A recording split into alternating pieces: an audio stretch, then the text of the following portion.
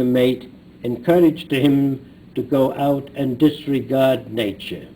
He attacked a tree or something and cut it, and then he carved something out of it and he presented it. Lives on small farms or ranches or what have you, and moving away from the destruction of nature, Right. specifically.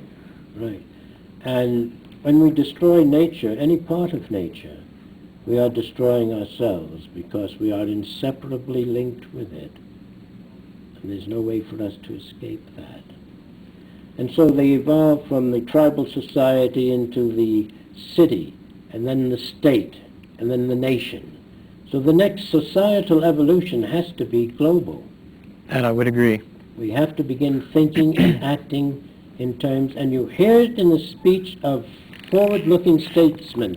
The president of Romania, Gorbachev, was interesting. Many times in his visit with President Bush, he didn't use the word peace. At least it wasn't translated as peace. The word was translated as harmony, you see. And so we're moving toward the realization of how important that is. And what is harmony? Harmony is indispensable to anything that you do in life. Whether you're cooking a recipe, you must have a harmonious proportion of ingredients. Right. If you're driving, you must have a harmonious consideration of other people on the road if there's not to be an accident and mayhem. If you're hunting, if you're doing business, there must be some kind of harmony. If you're shopping, everything requires harmony. And so that should be our object and our project now, is to emphasize developing harmony, getting ourselves into the harmonious flow.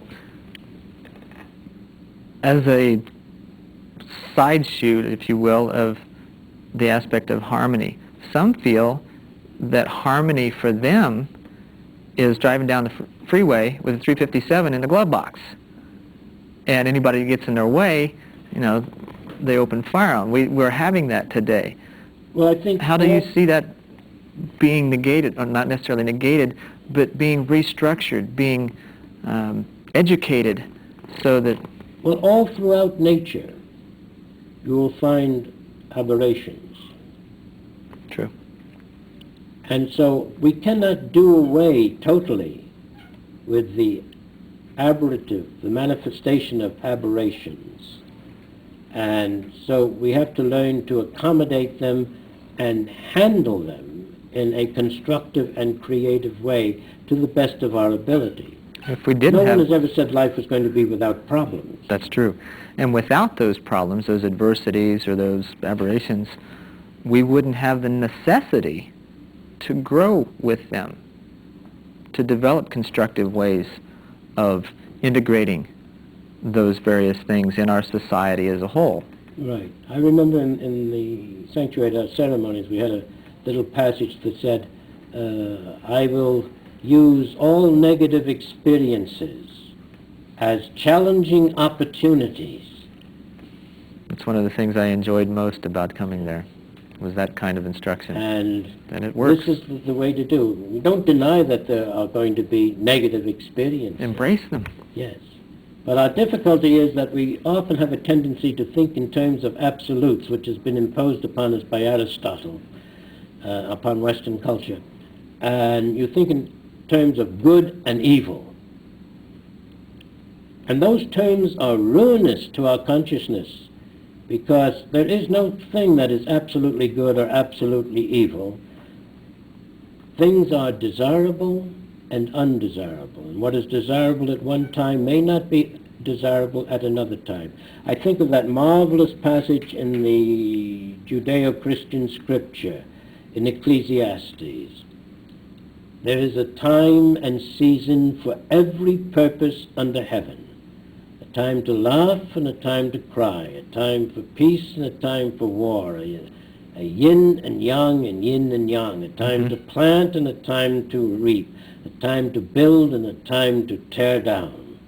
And everything has its time and its place, its season.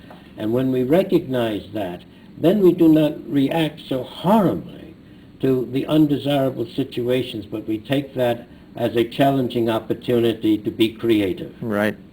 And also, too, depending on our perspective, correct me if I'm wrong, but when you have the opportunity to rise above a situation and look at its constituent parts, some of those parts, although they may seem undesirable, are necessary in order for the process to become complete.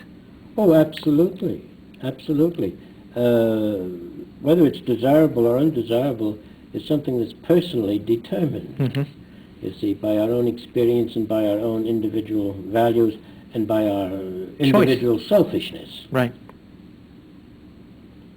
And I'd like, about 8 years ago, I wrote, which I'm using in the World Citizenship Movement, Mm-hmm. I wrote a pledge, if I may read that Sure. to you. As an awakened human being, I declare myself to be a global citizen.